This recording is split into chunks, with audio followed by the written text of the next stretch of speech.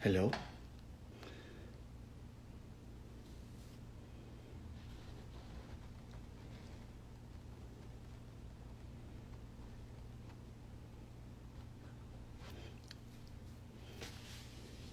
Hello, and welcome to our third chat with artist Natasha Zupan. And in Miami, she's somewhere in an island in the Pacific, went for a short trip, and ended in an island with a couple of dozen people for the last 3 months. So it's going to be quite fun to see this. And we're going to invite her right away. Natasha Zupan. Let me just do this.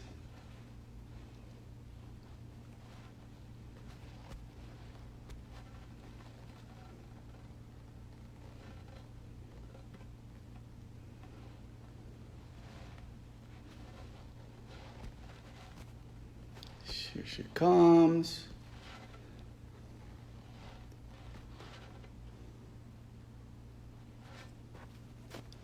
Let's take a look.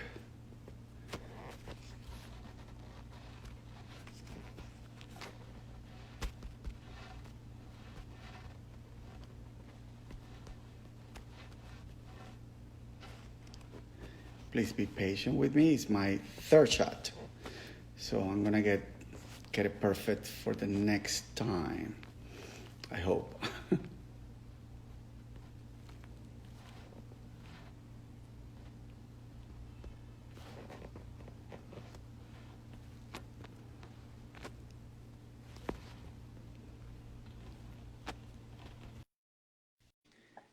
Here, I think it's gonna be perfect. I'm waiting for her connection. Here we are. Hello. How are you, my dear friend? Very well. I was worried the connection wasn't going to work. Well, you are. Please tell us, where are you at this moment? Because it's hard to believe that you are where you are. Please tell us. I'm in an island in the district of Veraguas, Panama, which is on the Pacific side. And it's an island 3 kilometers big. And it's, I don't know, about 5 hours from the mainland. I mean, from Panama City. And how many people are in the island? Well, there are 3 of us. I came to visit a friend of mine, so there are 3 guests. And then there are about 20 people who live here and work on the island. That's fantastic. Could you put your phone a little lower so I can see your pretty face? Like that? Perfection. Great, great. So you went for a weekend and you ended up being in an island for the last 3 months. And pretty much.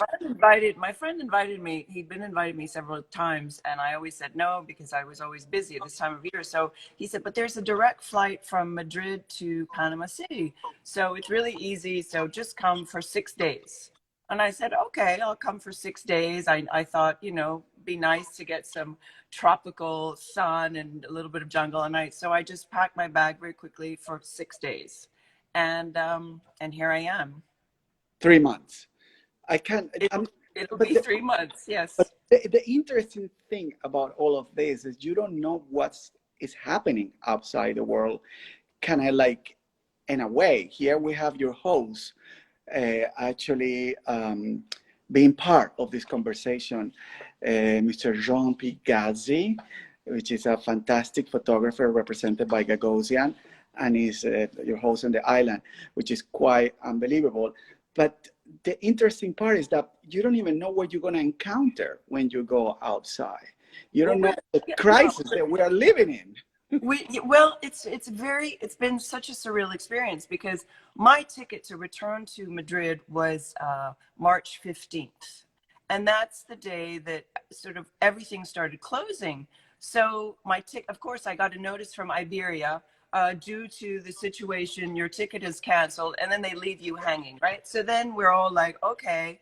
And then we start watching the news. Of course, luckily we have Wi-Fi here, which has been a savior because without Wi-Fi, but it's a good thing and a bad thing because you don't really understand how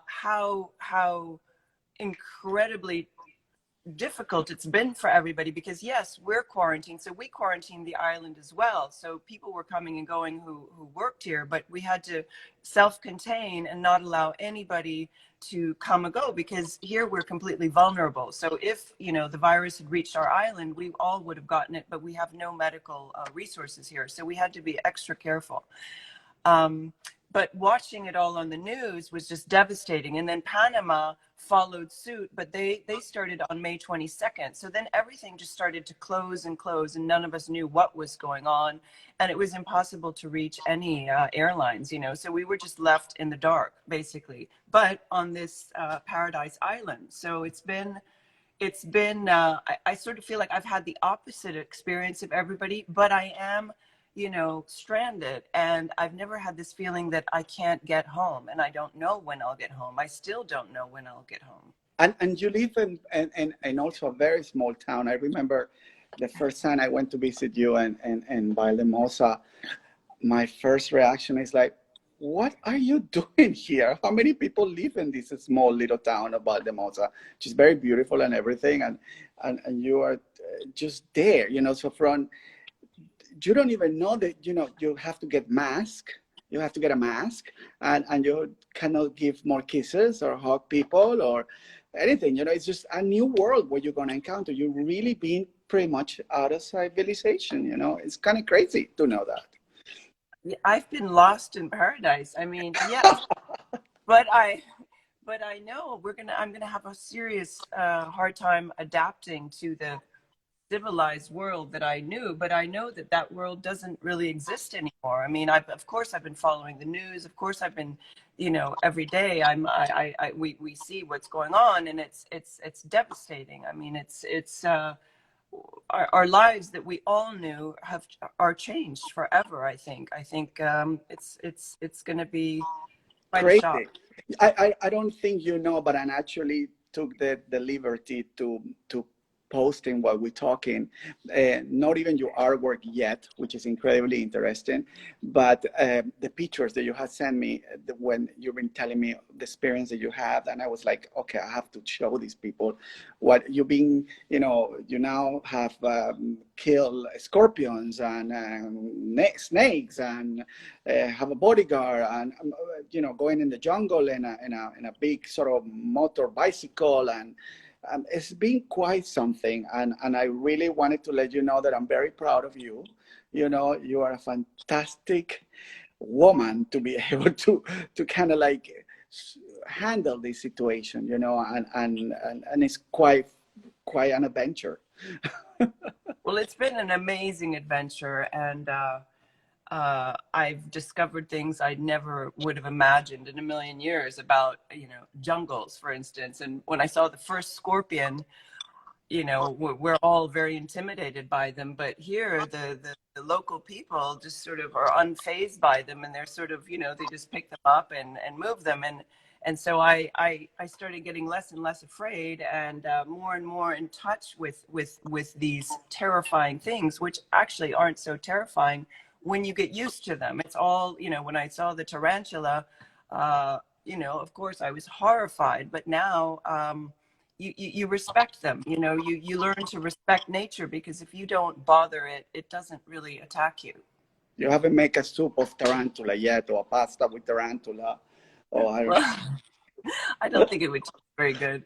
Yeah, Scorpions. but so now let's talk about yourself, because you know you have had such an incredible life. You know, educated and in a great university like as Yale, and you have done such an amazing things where you are now. Tell us where you grew up, and how did your connection with the art started, knowing that your father is a very famous painter, by the way. So that is a big influence as well, no? Yes, well, of course, I was born into the art world, as they say, figlia d'arte.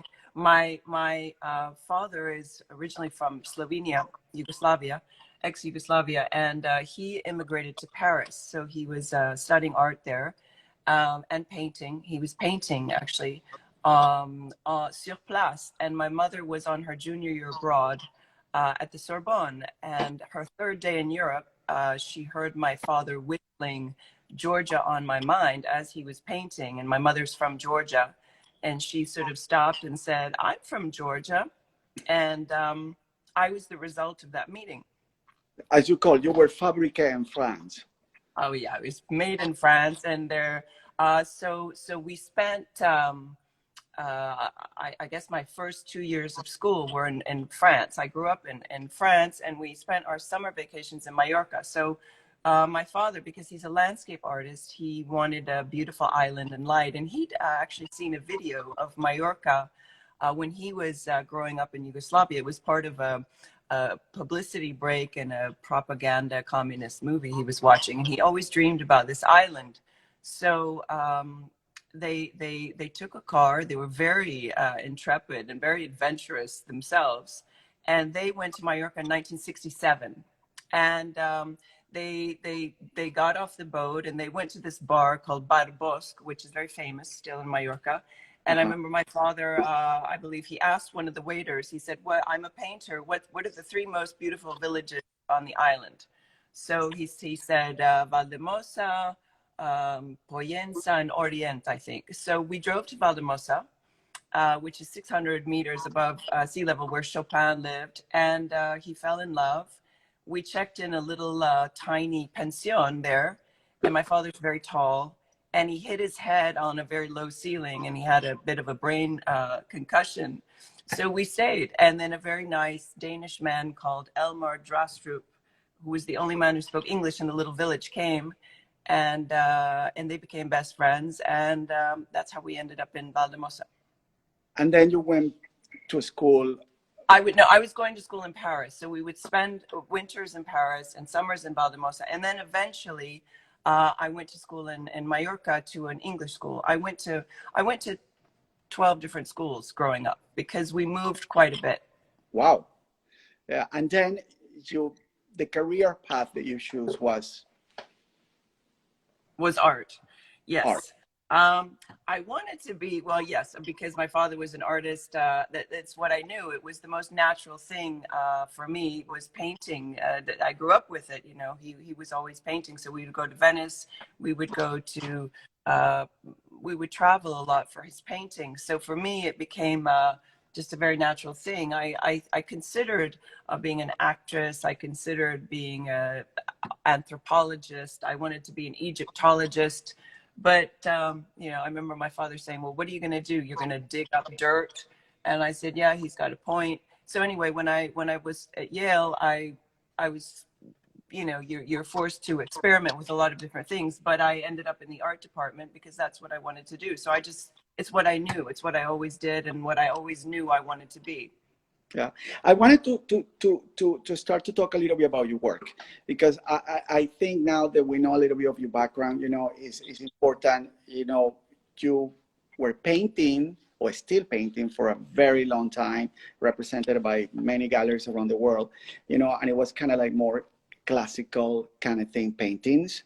And I met you through a very dear friend of ours, Christopher Mason, which is just one of the best writers, and you know, and we love him very much. And I remember wanted to represent you and wanted to show your work, and the idea of the collages came along, you know, or you were doing already some collages here and there, but then how did we come up with these ideas?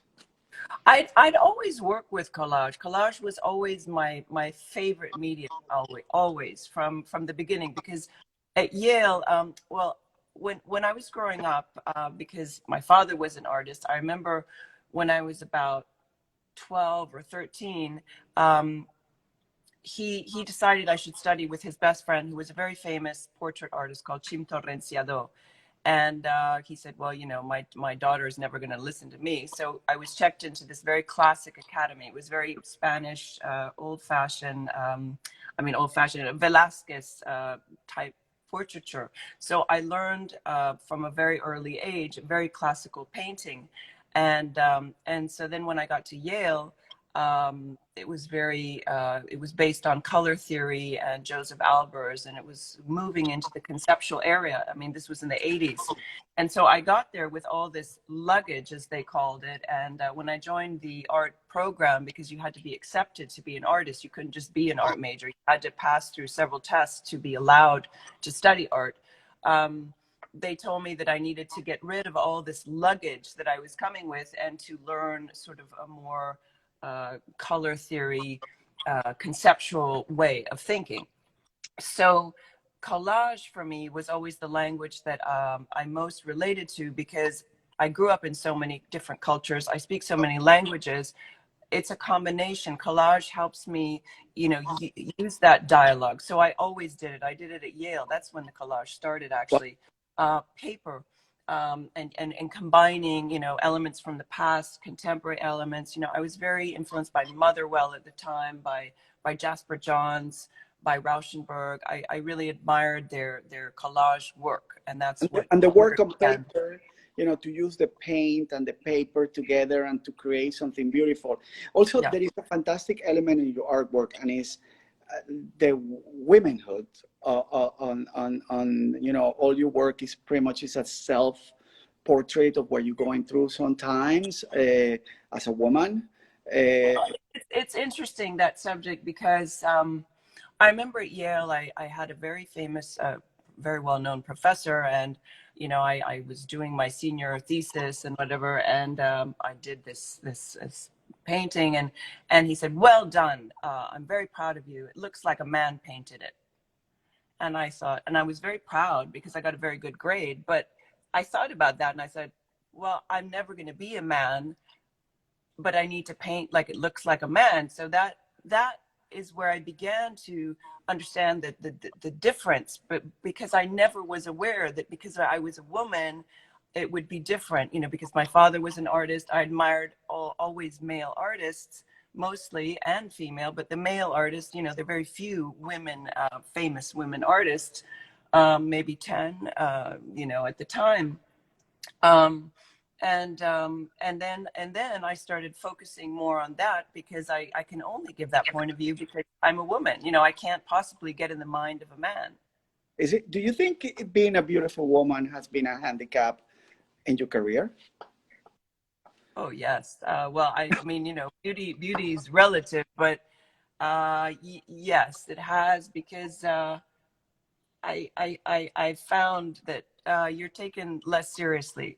Nobody really takes you seriously based on the way you look. And I know that sounds radical. I don't know, but it's been a big handicap On your career. Yeah. And then, you know, I love to ask these questions because, you know, one of the wonderful things that I try to create with this project that I started a couple of years ago, and I'm being very lucky to represent that particular area of your work, which is the photo collages and the collages, because you have another galleries who represent your artworks made in very thick oil. You know, they're pretty much like landscapes of colors, which are just absolutely divine. You know, these incredible, massive amounts of products and thick document of your history, you know, and these amazing colors that I'm showing here right now, which is just, there are thousands and thousands of books that you put together and that you collect. It's quite fascinating to see that in a way, you know, you keep doing the same, but every day you keep producing more and more, so your mind is endless.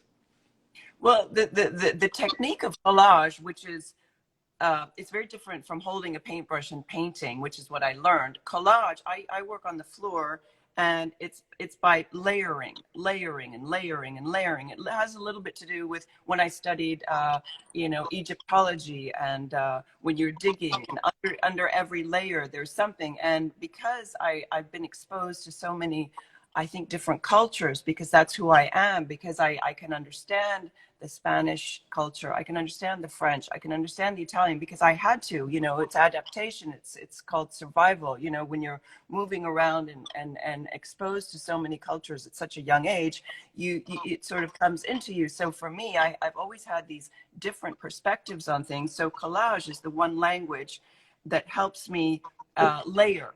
It's layered, and even when I paint in layers. So I put thick paint on top of thick paint. So my actual technique of painting is just like gluing paper, but I do it with paint. Which is just divine.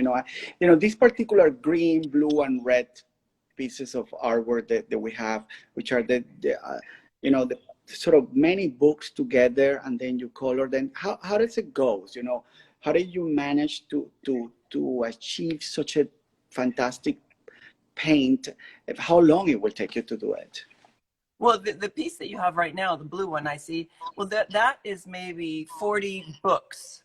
And I rip each page and I fold them, and I do it by hand. And then I paint each piece of paper individually. That's how you get the effect of the sea. I because I grew up on an island. I've always lived on islands, and here I am on another island. I seem to Here we go. go Yeah. from island.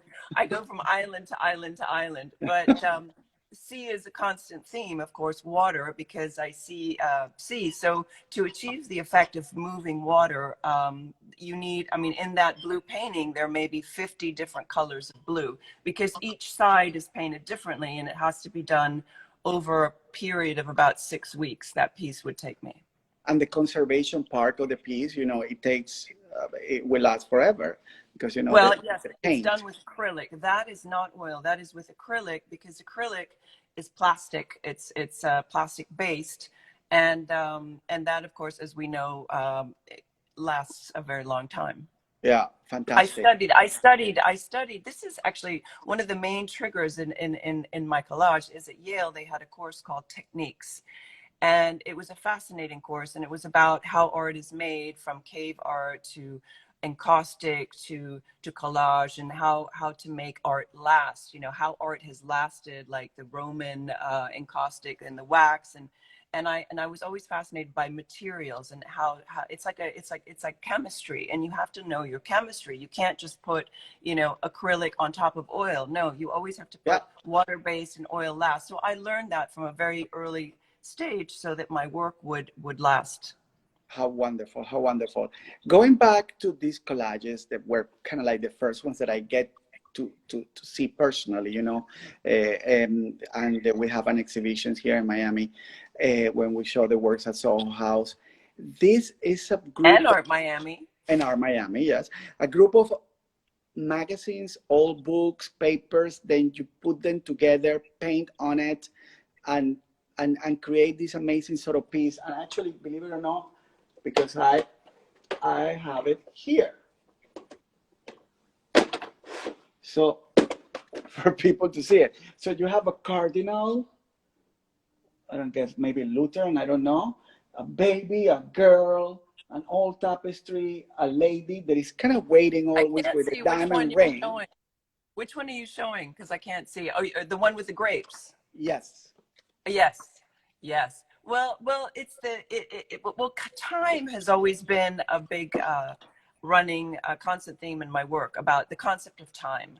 And so I always like to refer to the past, because I think without the past, we can't know the future. Now we live in the present, but I always have references to the past. And so those grapes are from I think an old painting from the 17th century, which when before cameras existed, it was like photorealism, and I wanted it to have that tactile memory feeling. And then you see the hand and the smiling face is from a magazine, so that brings it to a more contemporary now. And it's all about time, sort of all wrapped into past, present, and future, sort of all coexisting simultaneously. I see also, like the depthness in the collage, you apply also ink and just so many techniques on it. They're very small, and at the same time, they're very large, because they take too long, to do them, no? Well, I like working on dry.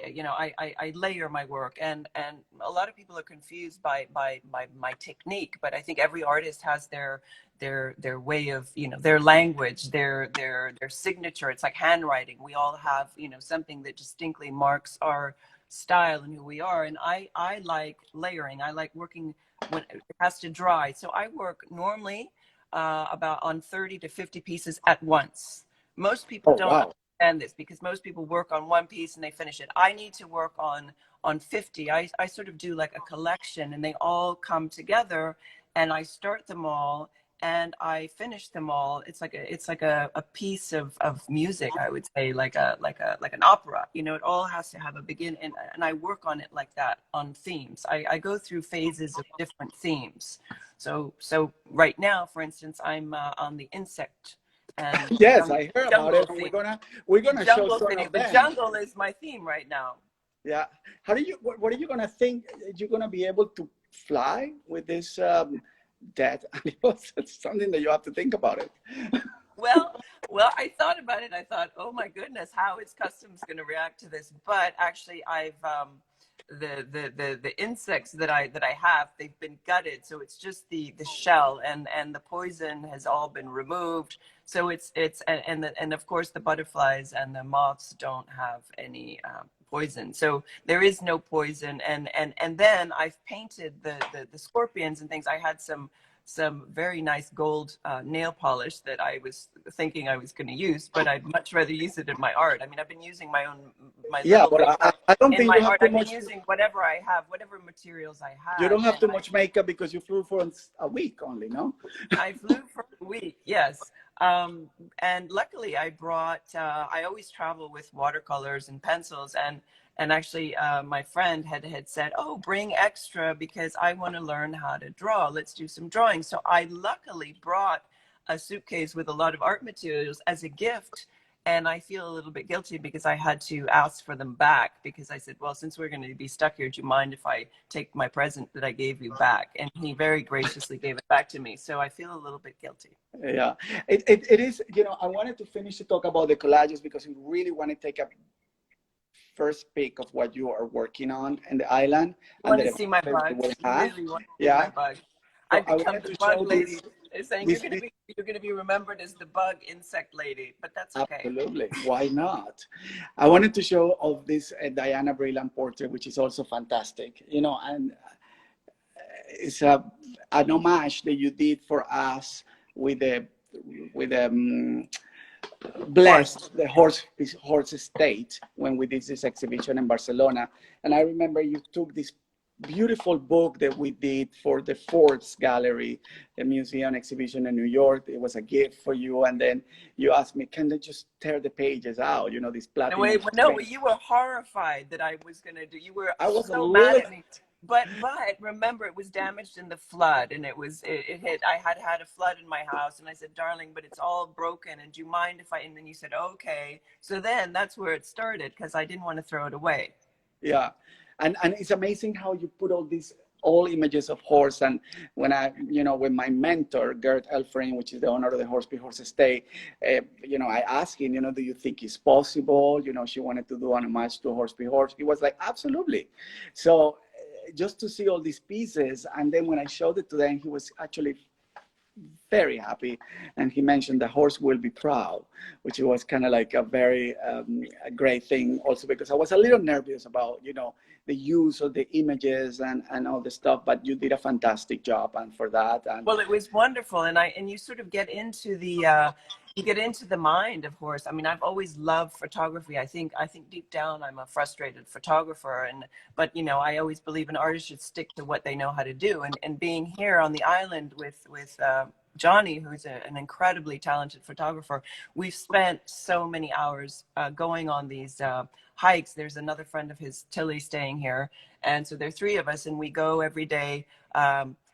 Into the jungle, and we photograph and photograph and photograph, and I've learned how to look at things in great detail, and actually that's how I started, because when I realized I was going to be here, I thought originally 2 weeks, and I thought, okay, 2 weeks, and then it just kept getting longer, and I was a little bit down. So Johnny gave me some photocopies of his photographs, oh, and I started working on those. So my pieces have incorporated his photographs that he's given me of the jungle, and from those I started building, because in the beginning I was a little bit lost. I was like, I don't really know where to begin. You know, I'm completely out of my you know, my Element. studio, my element, what do, and then in my room there were a lot of magazines from like 2004.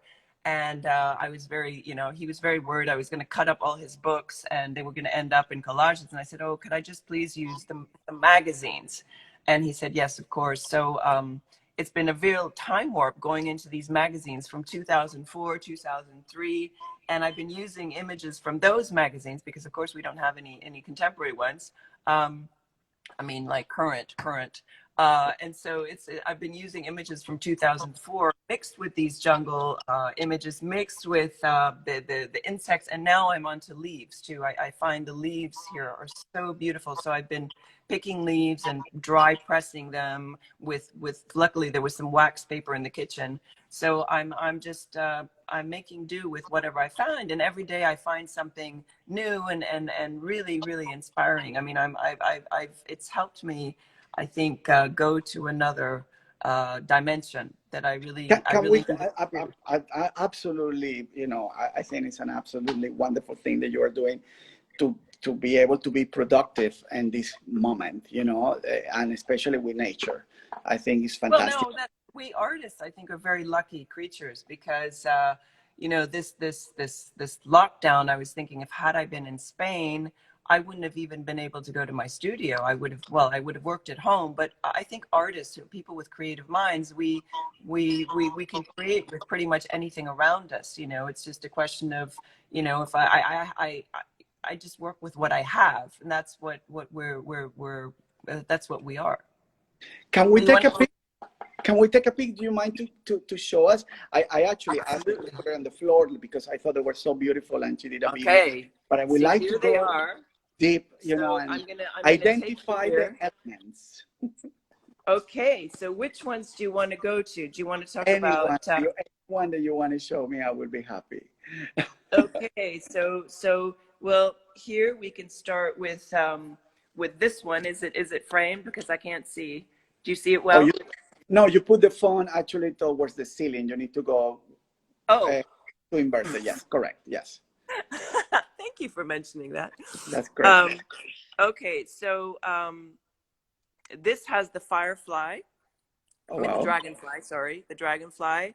And this is a very interesting bug that when it's iridescent. Do you see the colors? I'm just Oh, so. wow. Yeah, And yeah, then yeah. this is a photograph that was given to me of the tides of the sand. This one is if you see the little monkeys in the background, I see them every day. And this is Right in your balcony. We're gonna ask you to take a peek from your balcony. We want to see the view eventually. But that's great. You know, I love that. do you see the Yeah, butterflies? Well, they're yeah. actually moths. The spider I painted with my nail polish. Um, so this is a leaf from one of the. This is and I've painted it, and then this is another. These are I love these trees. That the leaves are sort of folded, and they really fascinated me. This piece, we have the scorpion Here we go. and Wow. the butterfly, and then this is a photograph, and then I incorporated an image that I found in a magazine. How do you Here we glue them? Do you have glue there? You know, what kind of glue are you using? Or Well, I'm using glue that I'm using white glue because after all the crisis and we didn't really know what was happening here. We were just getting, we had to lock down the island. So eventually we have a boat that comes every 2 weeks that brings us food supplies and fuel so that we can have, working oh, electricity and things. And so, well, I'll take that you one, over here. that one on the back on the left, the kind of dark one with lots of scorpions. Oh my God, and the butterflies are. Yeah, here we have another one. When you see the palms, and then I've worked with wax. So I was able to get some crayons, wax. I was able to get white glue, just anything you can get at a supermarket. And then I started incorporating it. And Wow. this is a scarab that I painted. It's so here we have some moths on a photograph. So now I'm stepping all over them. So do you want to see more? Where would you like to go? Of course we want to see more. So that I've one in decided particular, I'm this very is my attracted to jungle that series, one with the and I'm hand. gonna have one for every day that I'm here. So there should be over 90, maybe 100. Oh my God, it will be like in 100 years of solitude, pretty much. So see, this is a photograph With a from Johnny. shoe, you're This is a swimming. Pegazzi photograph, and then that's sort of, I fell into the island. You did. Indeed. Wow, they're quite amazing. Can So you they're live black and white. one They're to black see and them? white photographs that I've painted. I've painted the photographs and added the what I add. So here I'm giving you an overview. I mean, so far I have about 40 pieces or 50. So I need to catch up with my see here are the scarabs, because they apparently bring very good luck. I've painted them gold, and I've had to dissect them so that I won't have problems with customs, of course. So they're dissected. So I'm learning all about bug dissection. This is quite something. It's something I never thought I would learn. So that's a dissected scorpion. And you want to see my your view? Yes, we love to see the view. Okay.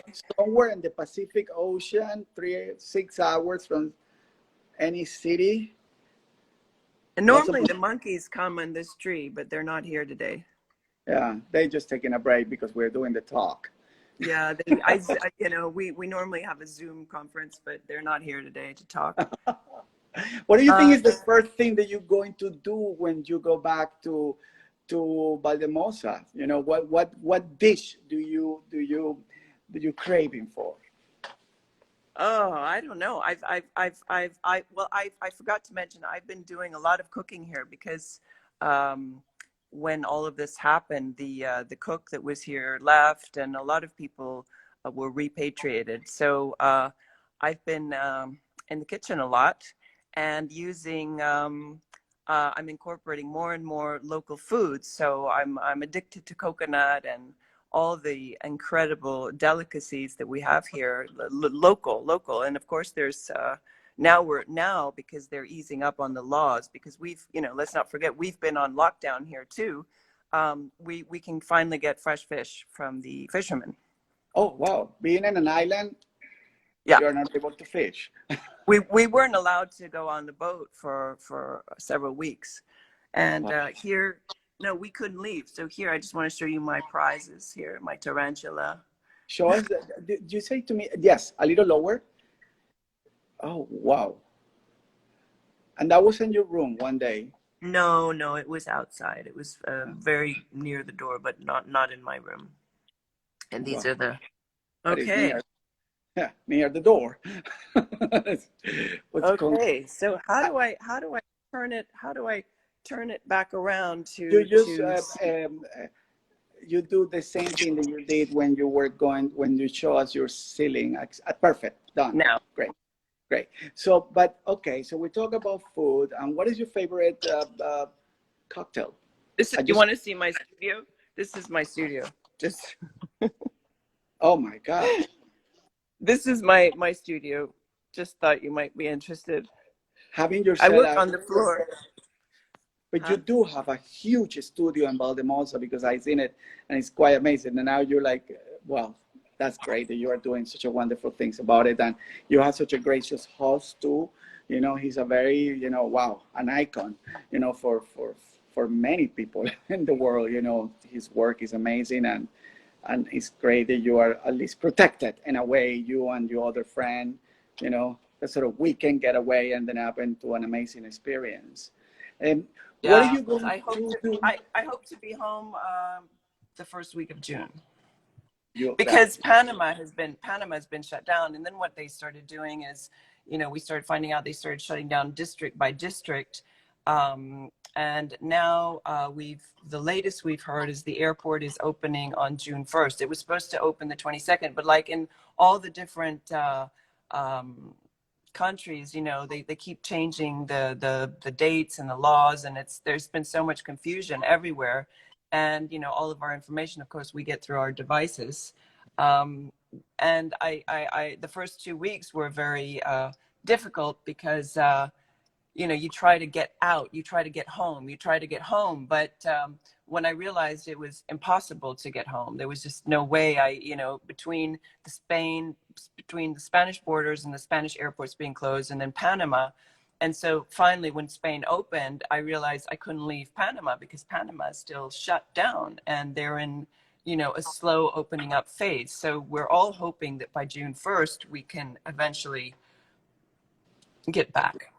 Yeah, and what is, you have a series of exhibitions planned, and then you're gonna go back to work, and eventually I think life will go on for everybody. What do you think have changed inside you, you know, and what you have learned from this particular experience that you're going to apply back to your regular life? Well, I think adaptation is one of the key most important things in life for me. And you know, sometimes you just have to accept the circumstances that you're given instead of trying to fight them. And once you accept them, then you can adapt much easier. So of course, you know, yes, I've been in an incredible place, I've been in paradise, but I've also been very, very far away from home, from family, with the whole world sort of falling apart in the sense of normality that we knew, you know, this new normality that everybody's talking about.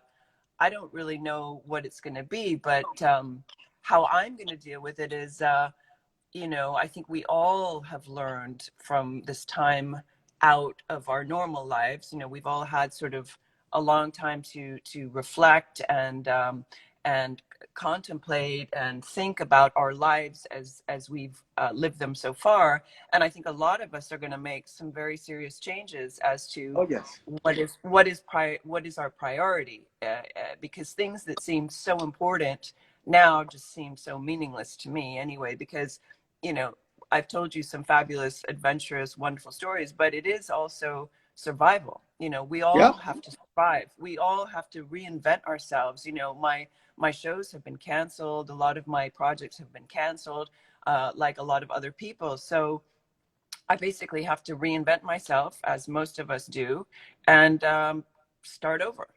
But always having art as your priority because it's what you do.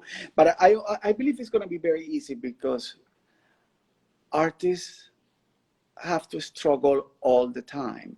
You know, it's a Yeah. very difficult career path to be an artist. You know, I don't know how to paint. I don't know how to draw. I don't consider myself an art galleries or a curator or anything. I just passionate to trying to see how other people can get their work, you know, of these artists, because I understand how difficult it is for an artist to sell, you know, Well, you and know, there's no to security. generate respect. No, there's no guarantee. There's no, you know, monthly income. It's you know, when it's good, it's the best career in the world. But sometimes, you know, it's months and months and months of no sales, and you know, you have to be very strong, and you have to just keep producing. You have to keep going and keep going and keep going. And you know, so many times I've reached sort of dead ends, and then you just have to say, okay, I'm just gonna reinvent and continue, because it's what I know how to do best, and it's what I do. Yeah, and you do it wonderfully. I think you're such a passionate artist. You know, it is fun because I know, and many people know, perhaps you also amuse to fashion designers. You know, you amuse of a fashion designer in Italy, amuse a fashion designer in New York. People always wanted to see you walking amazingly glamorous and beautiful around it. But then at the end of the road, you just like to be in a pair of painting jeans and a t-shirt on the floor painting? This is my pareo. This is, luckily I brought two, and it's all, you know, I have very, my wardrobe is, but that's all I really like to do is just be in my jeans and my pareo and paint. That's who I really am. That's all that matters to me. Yeah. Anything that you wanted to tell us about what you can recommend other artists of how to keep the passion alive? The thing about creation, I've been thinking a lot about it lately, and to keep it alive is you just have to keep doing it. It's like exercise, you know, it's like, you know, it's like an athlete. Imagine if Rafa Nadal didn't practice every day. He wouldn't be able to hit that ball the way he does on the day. It's every day, every day, every day. It's a vocation. Yeah, Art is a vocation. And if you're not prepared to sacrifice a lot of things, you probably shouldn't be an artist, because it's dedication, it's vocation. And when things are rough, you just have to keep going and painting and painting and painting. And you have to paint through it. You have to work through it. You have to just keep going. Like if I was here 3 months and I hadn't painted, I would have personally not been in a very, you know, good place. But my art keeps me going. It's my identity. It's who I am. And it heals you also. It heals you, you know, it's part of... It heals me. It heals me. And it's my escapism. It's my way of dealing with my circumstances. It's all, of course, it's autobiographical. It's, you know, I paint what's around me. I paint my emotions. I try to, you know, I put it in it's like plástico, as we say in Spanish. You know, it's material. It's you can give the body to it. But I would say just keep doing it. You know, never give up. As much as you sometimes want to, you just have to stick to it, because then suddenly, out of nowhere, you know, you get a wave, and then they say luck is when preparation meets opportunity. You know. Yeah, no, I do believe that, you know, as a survivor, you know, I completely understand where you're coming from and how difficult it is. And I work really hard for all my 34 artists that we represent in the gallery. And I give all of them the respect and the deserve. And I chase them and I push them. And I'm incredibly persistent, as you know, and I request and I need more work and I want to see it and I will do it. And now, yeah, I usually say, Now. what part of now don't you understand? That my father used to say, now. what part of now and I'm don't like, you understand? darling, it's 3 o'clock in the morning. I don't care. I want it now. I'm like, okay. Yeah, it's just, you know, having an online gallery is quite great. You know, I had a physical gallery before, and I have a schedule, you know, and then you have, after the schedule, you have to do all this social blah, blah, blah, which people believe that I'm good by, but actually detest. And then now having the online gallery, I think my biggest satisfaction is that ping that comes every time that a text message comes from one of the online galleries that they sell their work. You were a pioneer, because I remember you saying to me, let's go online. You started with First Dibs. You started me with all these. And I said, okay, let's try. Let's try. And it's funny, during this quarantine, how all galleries have gone online. I mean, do you think it's the future? Because what's going to happen to art fairs now? What's going to happen to all of that?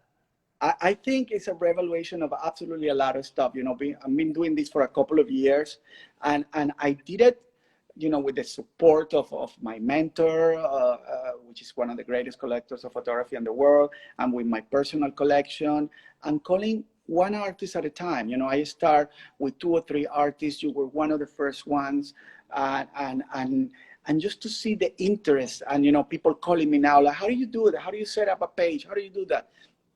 I honestly tell you, you know, the world, and we've been having amazing months, you know, and it's sad to say it, because I know there is people who has been struggling a lot, but, you know, we were actually struggling at the time when everybody's in the hype, you know, they're doing great, you know, we like struggle, but now people have time to research, to compare, to call, to investigate, to ask for a discount also. But, based on the situation. I think there's going to be a lot of readjustment, I think. Absolutely. I mentioned that yesterday, when I used to walk in these art fairs and see like, why is people paying for a banana taped to a wall $150,000? What is it? Now people will pay that for a roll of towel paper, with a tape on it. So it's all about the hype, and I like to represent timeless people, people who work with their hands, like yesterday we have Magda Vonga now, which actually say, oh my God, I love her work. And then you mentioned at night yesterday, I love her work. I was like, well, let's create a collaboration. And before that, Manuel Santalices. And on Monday, we're going to have this amazing artist, Monica Bravo from New York. She's a multidisciplinary artist who does incredible works in public spaces. And then we have a very young, new, upcoming Ecuadorian photographer who does amazing bodies of male and nature. And then on Wednesday, we have a South African. And then next week, we start our Spanish week, with all the artists that we have in Latin America and Spain. But of course, I wanted to put you in the English part because your Spanish is actually better than mine, I guess. You speak impeccable Spanish. That, I don't know, is the best, So I really want to thank you very, very much for being with us today. And I'm going to thank you for everything you've done. You've put your heart and soul into this for years. And I think finally it's your time with the online, because you were one of the first. Yeah, it's been great, to be quietly being part of the first row of people who are there doing this, and I'm grateful for the opportunity and for you guys, artists, to believe in me. That is something that I'm incredibly grateful for all the friends. And thank you for supporting me all these years. You were right there, like, come on, give me 10 more by tomorrow. Come on. But all those art fairs we went to together in Basel and Miami, I mean, all of those things, I learned a lot from you as well. Yeah, and I'm always grateful to Christopher Mason, which is one of the most amazing persons in the world, for introducing you to me. It's such an amazing time in my life, when I went back to New York for a year to do this exhibition at the Ford Museum. And then he said to me, oh, I have this amazing friend that you have to meet. Christopher is so generous. And then I met you, and I was like, I called Christopher, I was like, my God, this woman is a goddess. She's amazing, and she's an artist. So we've been having great laughs together. And yes, do you want to tell how we actually met? I was looking for a room to rent. Yes, unnecessarily, because you have a flat in New York and everything, but you wanted to be independent. And I have this loft in New York that a dear friend of mine lent it to me, and I redecorated. And it was above a restaurant. What restaurant was it above? Yeah, I don't know, a Chinese one, maybe? No, it was a fancy restaurant. You had to go through the restaurant in an elevator up to your apartment. Oh, yes, no, of course. At the entrance of my apartment was through Jerry's and Tribeca, and I was through the restaurant, and I have the key of the restaurant, and every night I will be tentative to steal some cake or something like that, and then leave the bill. But it was funny because I believe, I was in New York back after so many years, and I hired a feng shui lady, and the feng shui lady was just telling me all this amazing, and this, and the north, and the south, and the east, and I just talked to you in Spanish, I don't even remember, but it was something like me. You said she's charging me $300 for this, and she hasn't, and I'm gonna make her work her ass off. You said it to me in Spanish, and then we didn't realize she spoke perfect Spanish. And then when she said goodbye, she said, "Buenas tardes, señora." She said goodbye to me in Spanish, and then you looked at me and you went green. And then I said, "Well, could I see the room that you offered to rent me?" And you showed me the apartment, and you showed me the loft, and it was fabulous. And I said, "Can I see the apartment?" And you said, well, here. And I said, "Oh, that's a closet." And you said, "Well, darling, it's a walk-in closet. What more do you want?" And I said, with a view. I don't fit in there. With a view. It's a I just closet with a view. And I said, I don't think so. I just want to have you next to me. I said, but then we went to a Chinese restaurant. Oh no, we had to go to Chinatown to buy the crystal balls for the For the feng shui lady, yeah. Yeah. But anyway, so many wonderful memories. But I treasure your art and your career, and I see Millie de Cabrol, one of the fan Yes. decorators and designers in New York, waving, which I adore her. And thank you so much for giving us this time. Share your experience. I see Mali Parkinson, which is we did a Yes. wonderful project Molly. together in Miami. Mali Yes. is amazing too. A neighbor, she's my neighbor actually in the island. So I wanted to Hi, say Molly. I wanted to say thank you. I wanted to wish you luck. I wanted to see you again soon. Yes. Well, you know where to find me. Well, by now, it's an experience, but you will be fine. You will be fine. You are a wonderful soul, and I invite everybody to go and see your work in our website and in RC and in First Tips and in Artsper in Paris. And whoever wanted to come to my house, I have some stuff here. Tomorrow we're gonna have Monday. I'm gonna have, as I mentioned before, Monica Bravo. So I hope you guys tune in. It's my third time doing this, and I'm doing You're it. very good at it. Well, I'm doing it for the love of my artist. I was retired. I completely retired for the limelight. I don't have anything to say. I want you guys to say it because I learned so much from you. So I send you many, many kisses. And please be safe. You're a superwoman, and I admire you very much. See you soon, darling. See you Thank you. soon. Bye, everyone. I see you Monday. Thank you. I'll be tuned in. You're wonderful. Bye-bye. Thank you. Bye.